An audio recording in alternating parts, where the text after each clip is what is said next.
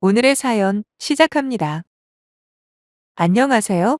얼마 전에 알고 지내던 회사 선배 언니를 파혼시키고 혼자서 후련해하던 와중에 혼자만 간직하기에는 아까운 이야기 같아 이렇게 사연 신청을 해봅니다. 일단 저는 33살 직장인 여성이고요. 결혼은 한 번 다녀왔습니다.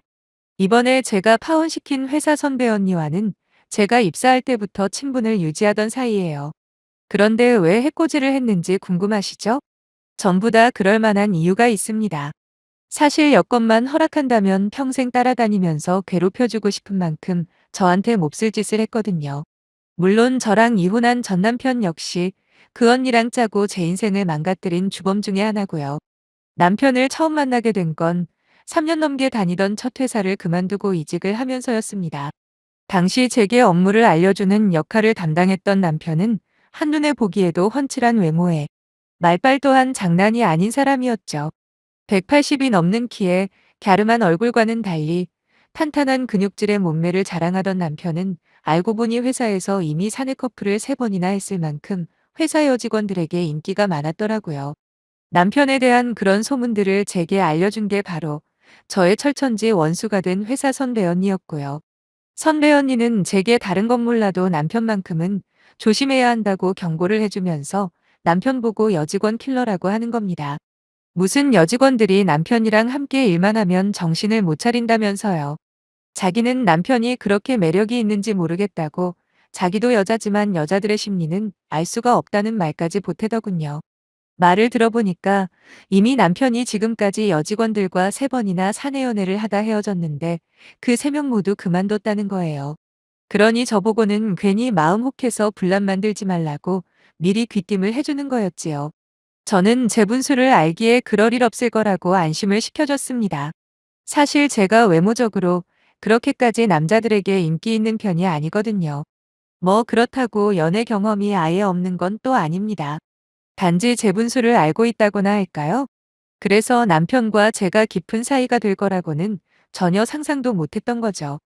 딱 봐도 연예인 포스 좔좔 흐르는 남편이 저한테 마음을 줄 리도 없고 막상 그렇다고 해도 제 쪽에서 거절할 자신이 있었으니까요. 실제로 반년 남짓 남편에게서 업무를 배우면서 저희는 서로를 단순한 직장 동료 이상으로 생각해 본 적이 없습니다. 물론 기본적인 개념은 다르지만요. 솔직히 남편에게 호감이 아예 없었다고는 말 못하겠어요. 외모도 외모지만 남편은 정말 말을 잘하는 사람이었거든요. 거기다 업무 능력도 우수해서 저희 부서의 어려운 일들은 대부분 남편이 처리를 할 만큼 능력적인 면에서도 인정을 받고 있었어요. 그리고 매너도 얼마나 좋은지 사실 여자 직원들뿐만 아니라 남자 선후배들에게도 인기가 참 많았지요. 그렇게 저와 남편은 사수부사수 관계로 반년여를 근무했고 마침내 저도 부사수에서 독립을 하게 되었는데 어느새 남편이 4번째 사내연애를 한다는 소문이 돌더라고요. 아무리 저희 회사가 사내연애를 금지하는 내규 같은 게 없다고는 하나 남편 때문에 벌써 3명이 그만둔 상태에서 또 사귄다는 소문이 돌기 시작하니 각 부서 팀장님들에게 남편이 한 소리를 들었나 봅니다. 난데없이 저한테 고민 상담 좀 해달라며 찾아온 거예요. 자기는 진지하게 연애를 하는 거라고. 하지만 감정이 식었는데 계속 만나는 게 더 이상한 거 아니냐면서 하소연을 하더라고요. 사실 그 말도 완전히 틀린 건 아니라고 생각했어요. 막말로 남편이 여기저기 들이대도 상대방 여자가 싫다고 거절하면 끝 아닙니까? 그래서 저는 남편 입장에서 나름 위로를 해줬어요. 그 후로도 남편의 고민 상담은 여러 번 반복되었고, 그렇게 자연스럽게 저와 남편은 조금씩 친해지게 되었죠. 하루는 남편이 그러더라고요. 자기가 아는 모든 여자들 중에 제가 제일 편하다고요. 물론 여자로서가 아닌 친구로 그렇다는 말도 함께 덧붙였습니다. 말이 많지도 않고 매사에 진지한 데다가 이야기를 해보면 생각이 깊어서 자기도 모르게 자꾸만 속마음을 털어놓게 된다는 남편의 말에 그때는 그냥 좋은 직장 선후배 사이라고만 여겼어요. 근데 남녀 사이라는 게 자꾸만 함께 지내는 순간들이 많아지다 보면 자신도 모르게 감정이 생기더군요. 그건 남편도 마찬가지였나 봅니다. 원래 남편은 결혼 같은 건 하지 않겠다는 주의였어요. 저뿐만 아니라 주위 모든 사람들에게 자주 그런 말을 하고 다녔고요. 근데 어느 날 갑자기 남편이 저에게 고백을 해왔습니다. 그것도 결혼을 전제로 사귀어 보고 싶다고요.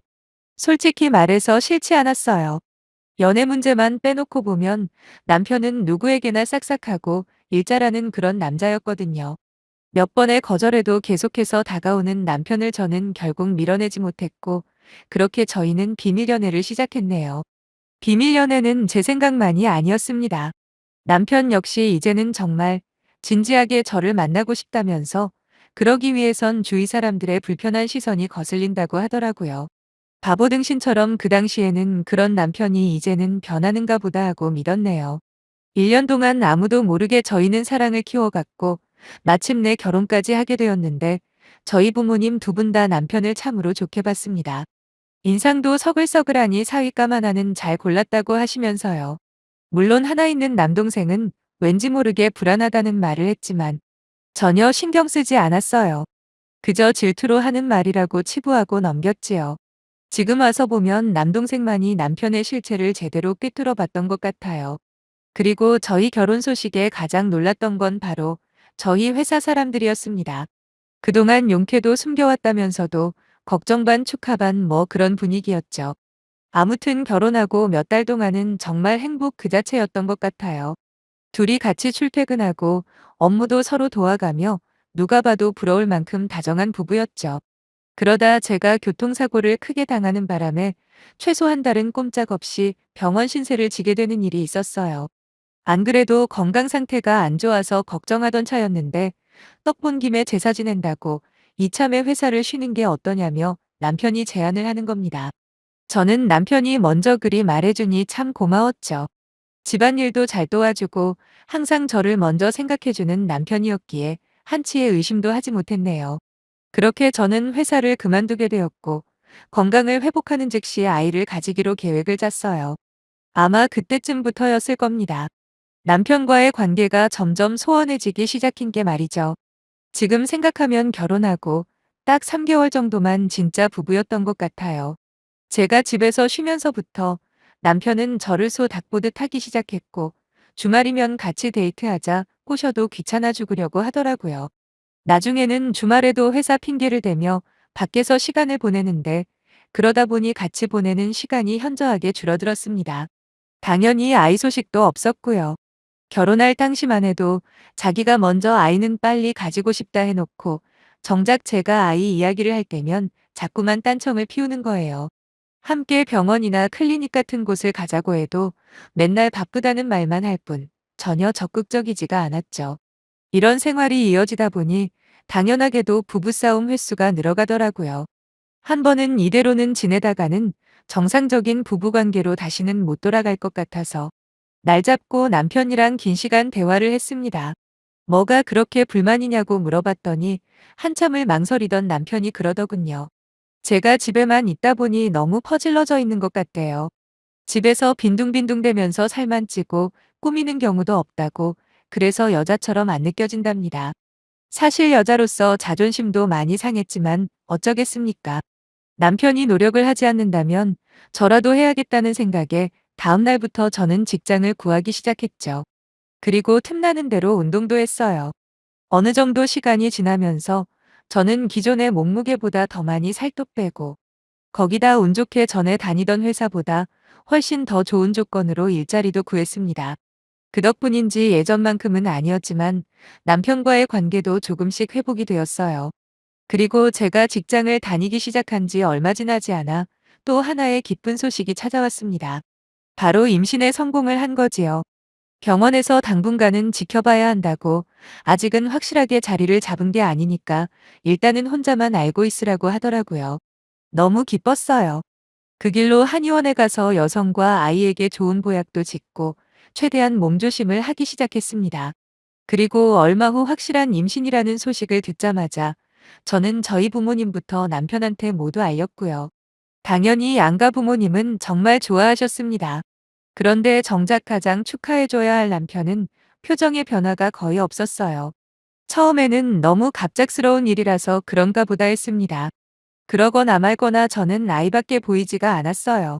무엇보다 첫 임신이기 때문에 몸을 잘 보증해야 한다고 해서 정말 열심히 관리했습니다. 그렇지만 하늘의 뜻이었는지는 몰라도 저는 임신 3개월 만에 덜커덕 유산을 하고 말았죠. 온 세상이 무너져 내리는 것 같았어요. 우울증에 공황장애까지 오는데 사람들이 이래서 극단적인 선택을 하는 거구나 뼈저리게 공감을 할 만큼 힘든 나날들을 보냈습니다. 다행인지 남편이 옆에 있어서 큰 위안이 되었어요. 아이는 잃었지만 결혼 초기에 남편이 돌아온 것 같아서 의지가 많이 되더라고요. 그렇게 어느 정도 정신을 차리고 다음에 아이가 올 때까지 마음을 편하게 먹기로 이야기를 나눴습니다. 먼저 간 아이에게는 너무 미안했지만 사람이라는 게 또 시간이 흐르다 보니 사라는 지더군요. 지금 돌이켜보면 이상한 점이 한두 가지가 아니었어요. 임신 기간에는 냉담하던 남편이 막상 제가 유산을 하고 나서는 한없이 다정한 남편이 되었다는 게 말이죠. 물론 유산한 저를 불쌍하게 여겨 반성을 했다고도 볼 수 있지만 그렇게 보기에는 임신을 했을 때 저한테 너무 냉정했거든요. 차라리 시부모님이 몇백 배는 더 저를 챙겨주고 신경 쓴다는 느낌까지 받았다니까요. 하지만 얼마 후 저는 그 이유를 확실하게 알 수 있었습니다. 어느 날인가 샤워를 하고 나왔는데 남편이 안 보이더라고요. 저는 아무 생각 없이 서재방에 들어가게 되었죠. 평소에는 서재에는 아예 들어가지를 않습니다. 남편이 워낙 싫어하기도 했고 저 역시도 컴퓨터랑 책만 있는 그 방에 볼 일이 없었으니까요. 혹시나 남편이 평소처럼 게임하느라 정신없나 싶어 들어갔는데 아무도 없더라고요. 그냥 나오려다 저도 모르게 컴퓨터 마우스를 살짝 건드렸어요. 그랬더니 화면 보호기가 꺼지면서 남편이 누군가와 대화를 나누던 메시지 창이 떠 있는 겁니다. 슬쩍 읽어본 저는 그 자리에서 무너져 내릴 수밖에 없었어요. 남편의 대화 상대는 바로 저와 계속 연락을 유지하고 있던 그때 그 회사 선배였고, 대화 내용은 더더욱 기가 막혔죠. 대화 속 선배는 남편을 닥달하고 있었어요. 언제 이혼하냐고, 이제 애도 떨어져 나갔으니까 하루빨리 결정을 하랍니다. 남편은 그런 선배에게 쩔쩔매면서 자기도 지금 눈치를 보고 있으니까 조금만 기다리라네요. 자기 엄마 충격받으면 절대로 안 되니까 자연스럽게 이혼하는 분위기를 만들 계획이라고 하면서 말이에요. 참고로 시어머니께서 저혈압이 심하십니다. 그래서 일정 수준 이상의 감정 동요가 가장 위험한 일 중에 하나죠. 충격을 받으시거나 그러면 일단 가장 먼저 눈앞이 침침해지면서 그 다음엔 숨이 잘 안 쉬어진다고 하더라고요. 그 와중에 지네 엄마 걱정하는 남편 꼬라지를 보고 있자니 웃기지도 않았어요. 아무튼 대략적으로만 훑어본 내용만으로도 남편과 선배의 관계는 분명히 바람이 확실했고 더욱더 놀라운 건 남편의 사내 연애 횟수가 3번이 아니었다는 겁니다. 맨 처음 남편과 사귄 사람이 한 명 더 있었는데 그게 바로 선배였던 거죠. 저한테는 자기 스타일이 아니라며 여자들이 왜 남편을 좋아하는지 모르겠다고 저한테 경고까지 해줬던 그 선배가 최초의 남편 애인이라는 사실에 저는 정말 정신을 차릴 수가 없었어요. 거기다 선배와는 최근까지도 연락을 계속 주고받고 있었거든요. 특히나 제가 유산하고 난 후에 남편 다음으로 저를 위로해주던 사람이 바로 선배였어요. 그러니 제 심정이 어땠겠습니까? 말 그대로 배신감에 치를 떨 수밖에 없었네요. 얼마 후 들어온 남편에게는 죽으림을 다해 내색하지 않았고 그 뒤로 저는 남편의 이메일이며 카톡 아이디까지 찾아서 몰래 증거를 모으기 시작했죠. 평소에 남편 핸드폰이나 컴퓨터 같은 건 일절 건들지 않던 저였기에 남편은 설마 제가 자기의 뒷조사를 하고 있을 거라고는 의심조차 못했을 겁니다. 알아갈수록 이것들은 사람이 아니라 짐승이라는 생각밖에 안 들더라고요. 특히나 제가 유산을 하고 남편과 선배 둘이서 축하 파티 같은 걸 했다는 사실을 알게 된 날은 도저히 남편과 한 집에 같이 있을 자신이 없어서 친정에 간다는 핑계를 대고 들어가지 않았습니다. 아무리 이혼하고 싶은 와이프라고 해도 그렇지 아이는 다른 문제 아닙니까? 근데 어떻게 자기 자식이 죽었다고 둘이서 축하를 할 수가 있는 건지 짐승도 그러지는 못할 거예요. 아무튼 저는 증거들을 모으는 족족 미리 선임해 놓은 변호사님에게 전부 가져다 드렸어요. 이혼 소송과 상간녀 소송 둘 다 동시에 준비를 하면서 겉으로는 아무런 내색도 안 하고 일상생활을 하는 척했죠. 왜냐하면 그들의 계획은 시부모님 특히 시어머니에게 충격이 가지 않는 선에서 조용히 합의 이혼을 하는 거였거든요. 제가 미쳤다고 그것들이 바라는 대로 해주겠어요? 절대로 그렇게는 못하죠. 하루가 다르게 몸이 달았는지 선배는 남편을 계속해서 압박을 하기 시작했고, 나중에는 자기가 답답했는지 저를 찾아와 남편 흉을 잔뜩 보더군요. 그러면서 제가 힘든 게 전부 남편 때문인 것 같다고 그냥 홀가분하게 제 인생을 찾으라는 식으로 말을 하는 겁니다. 뻔히 보이는 수작질에 구역질이 날 것 같았어요. 겉으로는 저를 걱정하는 척하면서 속으로는 하루라도 빨리 내 남편과 붙어먹고 싶은 거 누가 모를 줄 아냐. 네가 그러고도 인간이냐라며 머리채를 쥐어뜯어버리고 싶은 거 겨우 참았네요. 아무튼 선배에게 제가 그랬어요. 남편이랑 헤어지면 죽을 것 같다고 말이죠. 이혼 같은 건 생각해 본 적도 없고 하고 싶지도 않다고 그랬더니 미묘하게 표정이 굳더라고요. 아무튼 그렇게 지옥 같은 나날들을 보낸 지 2달 정도가 되었을까? 마침내 변호사님이 이 정도 증거와 정황이면 100% 승소할 수 있다고 하셨어요. 이제 길고 긴 터널을 빠져나갈 때가 되었다는 거죠. 우선 남편에게 먼저 이혼 소송장과 지금까지 제가 모아놓은 증거들을 보여줬어요. 그동안 제가 알고 있었다는 사실을 꿈에도 몰랐는지 아주 기겁을 하더군요. 그때부터 주저리 변명 같은 걸 늘어놓길래 그냥 닥치고 들으라고 했습니다. 내가 원하는 조건을 들어준다면 합의 이혼으로 조용히 떠나주겠지만 그게 싫으면 지금 당장 니네 어머니 찾아가서 당신 아들이 어떤 인간인지 낱낱이 밝힐 거라고 그랬어요. 남편은 그 와중에도 저한테 소리까지 지르면서 사람 죽이를 있냐고 자기 엄마 걱정을 하더군요. 그래서 니네 엄마 걱정할 정신은 있고 네 자식이랑 네 마누라 걱정은 안 되더냐 따졌더니 금세 입을 닫네요. 어쨌든 일을 크게 만들던 작게 만들던 전적으로 네가 알아서 하라고 내가 원하는 위자료 뱉어내려면 이 집부터 빨리 팔아야 될 거라고 말하고는 그냥 뒤돌아 나와버렸네요. 그제서야 친정부모님께 지금까지 있었던 모든 일들을 말씀드렸어요. 당연히 난리가 났죠. 당장이라도 두 년놈들을 잡아족치시겠다는 두 분을 말리고는 며칠 동안 아무것도 안 하고 방 안에 틀어박혀 있었습니다. 저를 지탱하고 있던 긴장감이 마침내 풀려서인지 하루 종일 잠만 잤던 것 같아요. 그리고 며칠 후 저는 미리 입수한 정보를 통해 선배와 회사 직원들이 단체 회식을 하고 있는 곳으로 찾아갔습니다. 그곳으로 가는 내내 얼마나 떨리던지요. 무서워서 떨리는 게 아니라 정말 선배를 어떻게 할지도 모르겠다는 분노로 전신이 부들부들 거리더라고요. 도착을 하니 한창 자기들끼리 2차가 진행 중이었습니다. 저 멀리 술을 마시던 선배가 저를 발견하자마자 엄청 반갑다는 표정으로 손을 흔드는 게 보였습니다. 조용히 선배 옆에 서서 그 자리에서 상간녀 고소장과 그 인간의 실체가 담긴 사진 및 메시지들을 전송했죠. 그때부터 웅성웅성 저의 전 직장 동료들은 아주 난리가 났어요. 그중에는 선배에게 쌍욕을 하며 달려드는 직원들도 있었고요. 얼굴이 사색이 된 선배가 저를 올려다보길래 그대로 귀싹대기 한 방 제대로 날려준 다음 뒤돌아 나와버렸습니다. 사실 하고 싶은 말은 정말 많았지만 변호사님이 괜히 분란 만들어 봐야 좋을 거 없다고 경고를 해주셨거든요. 제대로 된 처벌은 법으로 해주는 게 맞다고 하시면서요. 실제로 그 후의 일은 그리 복잡하지 않았어요. 왜냐하면 남편은 제가 요구한 위자료를 뱉어내고 합의 이혼해줬고요. 상간녀 소송은 생각보다 오래 걸리지 않고 결론이 나버렸거든요. 아마 상간녀 소송으로 받을 수 있는 최대치의 위자료를 받았다고 하시더군요. 원래는 남편을 더 바닥으로 끌어내리고 싶었는데 차마 그건 못하겠더라고요. 그러려면 시어머니에게도 알려야 하는데 사실 시부모님은 저한테 그렇게 나쁘게 한 게 없거든요. 오히려 아이를 가졌을 때도 누구보다 저를 챙겨주시려 했고 유산을 하고 나서도 얼마나 함께 안타까워해 줬는지 모릅니다. 막말로 돈보다 남편 인생을 끝장내고 싶었죠. 하지만 부모 잘 둔 덕분에 이 정도만 하고 넘어가기로 결정한 거예요. 지금도 그 결정에는 후회 없고요. 그래서 시부모님에게서 이혼 문제로 연락이 왔을 때도 그냥 성격 차이로 이혼한다고 대충 둘러서 말씀드렸습니다. 믿으시던 안 믿으시던 그게 제가 할 수 있는 최선이었다고 생각해요.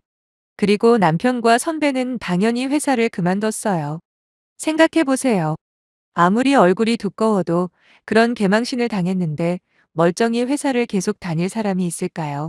여기까지가 작년의 일이에요. 그 후로 저는 마음 추스리며 살고 있었는데 저랑 계속 연락을 유지하고 있던 전 직장 동료 중에 한 명이 선배 소식을 최근에 알려주더라고요. 어디서 만났는지는 몰라도 꽤 잘 나간다는 젊은 사업가와 결혼을 약속했다고 말이죠. 그 말을 듣는 순간 저는 모든 인맥을 총동원해 상대 남자와 그 부모님의 연락처를 알아냈고 며칠 전 파혼을 했다는 소식을 들었네요. 이미 저는 예상하고 있었어요.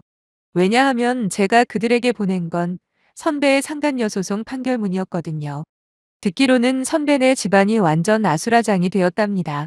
그 남자네 가족이 선배 집으로 찾아가서 항의하고 아주 난장판을 만들었던 모양이더라고요.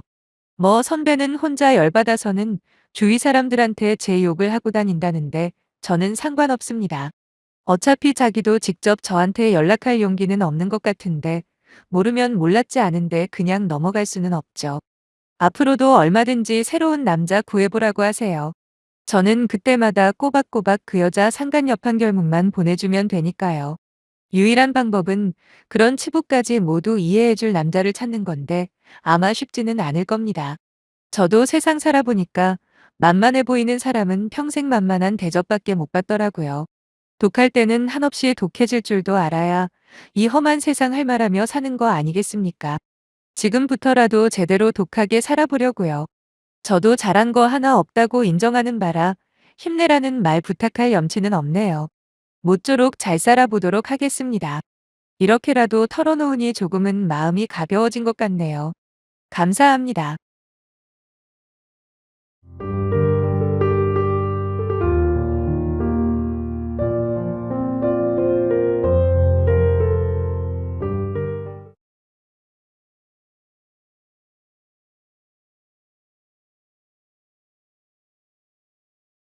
오늘의 사연 시작합니다.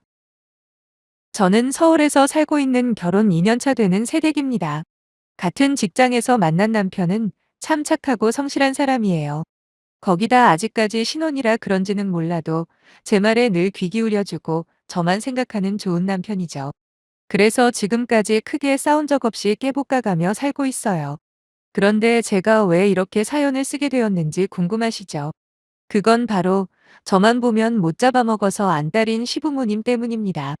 모든 시어머니가 그러지는 않겠지만 일부 시어머니들은 며느리를 볼 때 새로 들어온 가족이라는 개념보다는 그저 평생 키워온 아들을 뺏어간 못된 요물로 본다는데 딱 저희 시어머니가 거기에 해당하는 듯 하더라고요.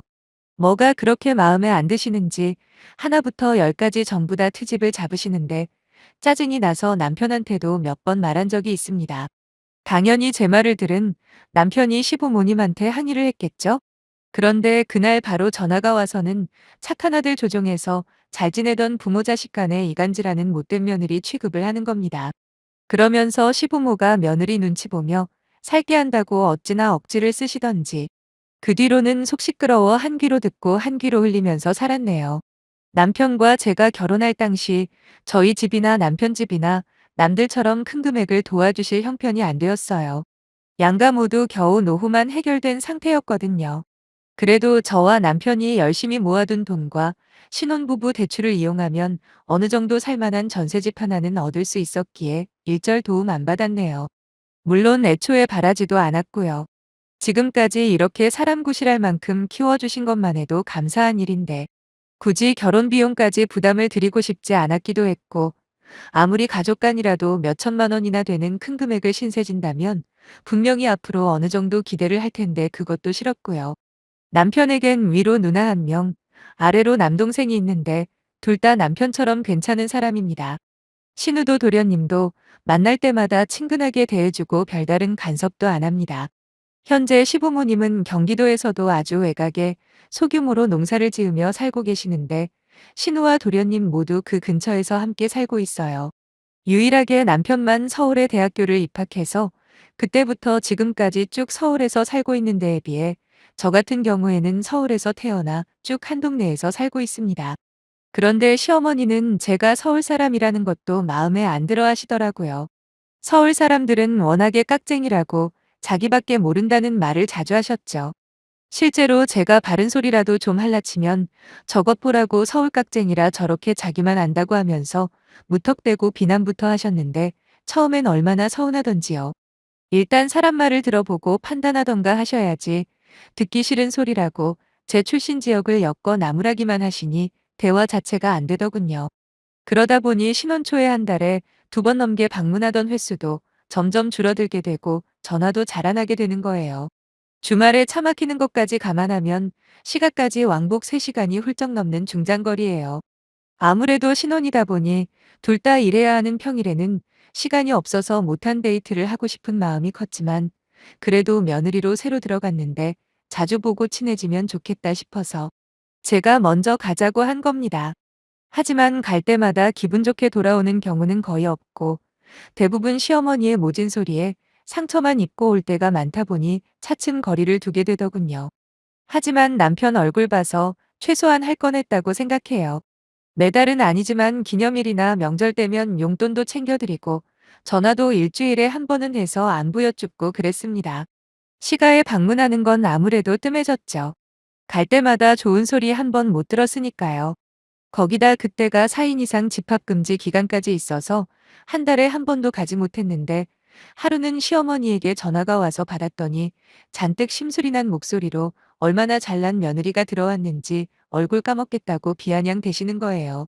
그러면서 한다는 말이 자기 아는 사람 며느리 중에는 매주 찾아와서 반찬도 해놓고 집안 대청소까지 싹 해준다는데 넌 도대체 얼굴 하나 보여주기도 그렇게 힘드냐고 우는 소리를 하시더군요.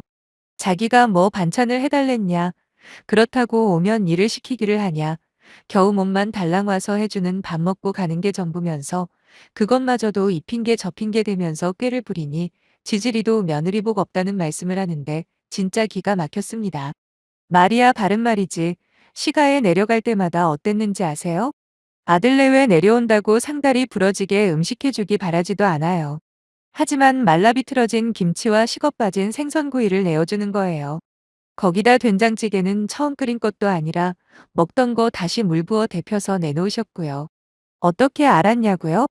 반으로 잘린 두부들과 텅 빈 조개 껍질들을 보고 알았어요. 비위가 상해서 그날 반도 안 먹었습니다. 그랬더니 입이 짧다고 또 잔소리를 하셨죠. 그래서 다음에 내려갈 때는 시가 근처에 있는 마트에 들러 음식 재료 사가지고 밥을 차려드렸더니 맛이 있네 없네 서울 음식이 역시 전국 팔도에서 제일 밍밍하다는 되지도 않는 소리만 하시는데 어떤 며느리가 잘하고 싶겠어요? 그 후로는 그냥 맛집 검색해서 식당에서 외식했습니다. 솔직히 반찬 같은 거 해드릴 수 있어요. 하지만 제가 해드린 음식을 그렇게 혹평을 당하고 나니 그럴 생각이 싹 사라져버리더군요. 거기다 툭하면 전화해서 자기 계모임에 누구 며느리는 보너스 탔다고 용돈으로 100만 원 현금으로 주고 갔다더라. 아니면 또 아는 누구 는 며느리가 통이 커서 분기별로 여행 보내준다더라 등등 시도 때도 없이 사람 속을 긁어대는데 정말 미치겠는 겁니다. 남편 말대로 한 귀로 듣고 한 귀로 흘리는 것도 어느 정도지. 잊을만 하면 전화를 해서는 복장 터지게 하는데 당해낼 재간이 없더라고요.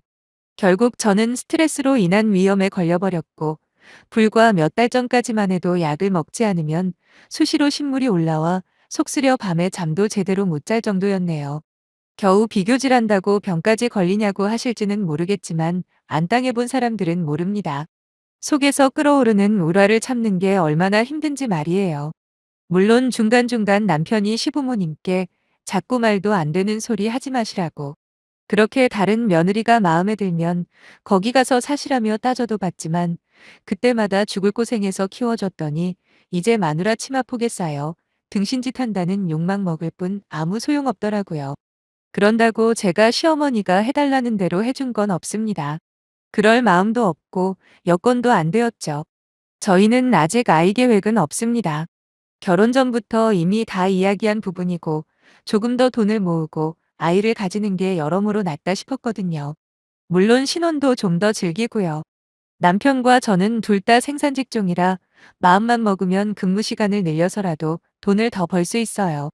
그래서 젊을 때 한 푼이라도 더 모으자 의견 일치를 받고 한창 야근에 특근까지 하는 시기에 시어머니가 또 속을 긁기 시작했는데 이번엔 아이 문제로 걸고 넘어지더라고요. 하루는 연락도 없이 시어머니 혼자 신혼집에 찾아오셔서는 대체 애소식은 왜 없냐고 난리시네요. 남편은 쳐다도 안 보고 저만 노려보시면서 어디에 문제 있는 거 아니냐고 하는데 정말 화딱지가 났습니다. 다름이 아니라 결혼 전 상견례 때 이미 남편과 저의 아이 계획에 대해서 상세히 말씀드렸거든요. 경제적인 문제도 있고 거기다 연애 기간이 짧은 만큼 신혼을 좀 즐기다 아이를 가지겠다고 말이에요. 그런데 이제 와서 아무것도 기억을 못한다는 듯이 난리를 피우시니 제 입장에선 얼마나 황당하고 짜증이 났겠어요? 그걸 아는지 모르는지 시어머니는 말을 계속 이어나가시더군요. 이번에도 다른 며느리와 비교하면서요. 내가 아는 집 며느리는 결혼하자마자 애가 져서는 지난달에 떡두꺼비 같은 손자 안겨줬다는데 너는 결혼한 지 얼마나 지났는데 아무 소식이 없냐. 진짜 무슨 문제라도 있는 거 아니냐라고 하시며 며느리가 이쁜 구석이 없으면 손주 보는 맛이라도 있어야 하는데 자기처럼 며느리 복 없는 시어미는 세상에 또 없을 거랍니다. 또다시 제 속을 뒤집는 시어머니를 보고 있자니 갑자기 속이 너무 쓰린 겁니다. 제가 가슴을 움켜쥐며 약을 찾고 있으니 남편이 시어머니를 향해 버럭 화를 내면서 당장 가시라고 겨우 그딴 걸로 사람 속 뒤집으러 왔냐면서 어머니를 내쫓다시피 보내버리더군요. 평소 바른말은 해도 부모님께 화내는 모습이 없었던 남편이 소리를 지르는 모습에 깜짝 놀라셨는지 시어머니는 고분고분 시가로 돌아가셨지만 문제는 앞으로도 이런 일이 생길 때마다 제 병은 더 심해질 거라는 거였죠. 그날 저는 남편에게 진지하게 이혼에 대해서 말을 꺼냈어요. 남편은 그게 무슨 말이냐, 자기가 더 잘하겠다라며 싹싹 빌었지만 솔직히 완전히 시가와 인연을 끊는 것만 제외하면 남편도 나름 할 만큼 했다고 생각합니다. 그렇다고 멀쩡한 부모 자식 사이를 잘라내고 싶지도 않았고요. 여전히 남편을 사랑하고 이만한 사람은 또 없다 싶었지만 이대로 그냥 살기에는 제가 못 견딜 것 같아 이혼하자 말하고 친정으로 향하는데 얼마나 울었는지 몰라요. 그냥 내버려 두기만 하면 알아서 잘 살 텐데 그게 그렇게도 힘든 일인가요? 도대체 제가 무슨 잘못을 그리 했길래 이렇게 못 잡아먹어서 안달인지 시어머니가 너무 원망스러웠습니다. 남편에게 많은 연락이 왔지만 마음 약해질까봐 안 받았어요. 물론 카톡은 어쩔 수 없이 봤는데 대충 보니까 남편 역시 시가로 가서 한바탕 한 모양이더군요. 결혼해서 잘 사는 아들이 지금 이혼 위기인데 이게 전부 다 부모님 덕분이라고 하면서 그동안 쌓인 거 다 말해버렸답니다. 하지만 그 와중에도 반성 따위는 안 하는 부모님이 자기도 이제는 이해가 안 되고 그냥 연 끊고 싶은 마음뿐이랍니다. 저 역시도 막상 이혼하자 말은 하고 나왔지만 생각하면 할수록 너무 억울한 거예요. 막말로 남편에게 하자가 있어서 이혼하는 거면 모르겠는데 시가만 제외하면 남편과 아무 문제도 없거든요. 근데 내가 왜 이렇게 쫓겨나듯 물러나야 하나 싶었죠. 그러다 저보다 먼저 결혼한 친구와 기분 전환 겸 술 한잔 하다가 하도 답답한 마음에 제 일을 상의했더니 친구가 그러더군요. 좋은 해결 방법이 있는데 왜 굳이 잘 살고 있는 남편과 이혼하려고 하냐고요. 그 친구도 저와 남편 사이를 잘 알거든요. 친구 말의 요점은 이거였어요. 중간에서 남편이 막아주는 것도 어느 정도 한계가 있다고. 정말 중요한 건 당사자가 의지를 가지고 강하게 대응을 해야 한다는 거예요. 거기다 남편이 전폭적으로 제 편을 들어주는데 뭐가 겁나서 아무 말 못하고 당하고 사냐는 말에 순간 아차 싶더군요. 그러면서 친구는 또 다른 며느리들이랑 비교질하고 그러면 너도 똑같이 다른 시어머니들하고 비교질하면 되는 거 아니냐. 누가 이기나 끝까지 해보고 그래도 안 되면 이혼을 선택하는 거지. 지금처럼 뭐 하나 제대로 반항 한번 못하고 이혼하는 건 자기가 더 억울하다고까지 하더라고요. 그 말을 듣자마자 이 좋은 방법을 왜 생각을 못했나 제 자신이 한심하기만 했네요. 전 그날로 바로 남편에게 가서 말했어요. 다시 한번 노력해보겠노라고요. 대신 앞으로 시어머니가 이상한 소리 할 때 내가 어떻게 반응해도 가만히 있어라. 이제부터는 내가 직접 말할 거라고 했더니 남편은 반색을 하면서 이혼만 안 할 수 있으면 뭔들 못하겠냐 엄청 기뻐하더라고요. 그렇게 저와 남편은 다시 원래의 자리로 돌아왔습니다. 하지만 저는 완전히 다른 사람이 되어 있었죠. 말도 안 되는 소리를 들어도 혼자 삭히고 은근히 남편 뒤에 숨던 그래서 잘못한 게 없는데도 혼자 속병까지 생겨버린 그 등신은 이제 없어졌습니다. 이제는 다른 며느리가 용돈 주니까 부럽더라라고 하시면 저는 바로 받아칩니다. 저희 회사 언니 시어머니는 얼마 전에 지하철 타고 출퇴근하는 며느리 불쌍하다며 차 뽑아주시던데요. 이런 식으로요. 물론 처음에는 이래도 되나 싶기도 하고 괜히 더 큰 분란만 만드는 건 아닌가 싶어 걱정도 되었어요. 하지만 만에 하나 잘못되면 그냥 안 보면 그만이라고 생각하자 마음이 편해지더라고요. 시어머니가 돈 가지고 비교하면 저도 똑같이 돈 가지고 비교해드렸어요. 그리고 반찬 해온다는 며느리 이야기를 하시면 저도 똑같이 누구 시어머니는 김치까지 담궈서 보내주시던데 저는 김치는커녕 그 쉬운 멸치볶음 한 번도 안 해주셨네요. 라고 따박따박 반박하면 얼굴이 벌개져서는 아무 말 못하시는 시어머니였죠. 가장 하이라이트는 빨리 애 낳으라고 다른 며느리들은 잘만 손주 안겨준다고 하셨을 때였네요. 저는 표정 하나 안 변하고 실제 제 친구 이야기를 했습니다. 잘 사는 시가 만나서 대출 하나 없이 바로 자기 집에서 신혼 시작한 것도 모자라 매달 시부모님께 용돈 받으며 일도 그만두고 편하게 사니까 자연스럽게 아이가 생기더라. 저도 시부모님이 금전적으로 도와주시면 지금처럼 맞벌이 안 해도 될 테니 그러면 정신적, 육체적 여유도 생기지 않겠냐. 그럼 그게 손주를 최대한 빨리 보는 지름길이라고 대답했죠. 역시나 시어머니는 제 말에 아무 대답도 못 하셨고요. 옆에서 남편이 제 말에 가끔씩 맞장구를 치긴 하지만 대부분 저 혼자 맞서게 된 겁니다. 이게 한두 번 쌓이다 보니 점점 더 용기가 생기더군요. 가장 좋았던 건 그동안 집요하게 저를 괴롭혀온 스트레스성 위험이 거짓말처럼 나아버렸다는 겁니다. 역시 스트레스가 원인이 맞긴 맞았나 봐요. 요즘은 밥맛도 좋고 하는 일도 잘 되고 남편과도 여전히 행복하게 잘 살고 있습니다. 지금처럼만 쭉 살면 좋겠어요. 시부모님요? 많이 좋아지시긴 했지만 그래도 가끔씩 예전 버릇 못 버리고 다른 며느리들이랑 비교질하긴 해요.